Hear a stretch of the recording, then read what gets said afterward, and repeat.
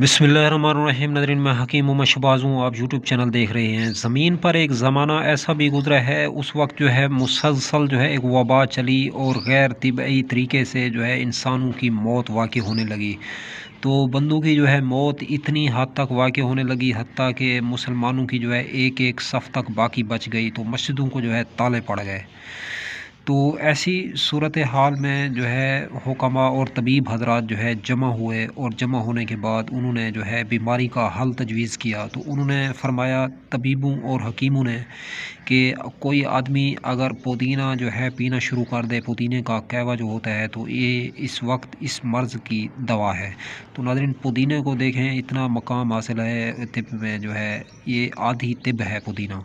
तो इसका कहवा पीने से जो है ये वबाई जो अमराज होते हैं, तो इनका भी बेहतरीन और ज़बरदस्त इलाज है।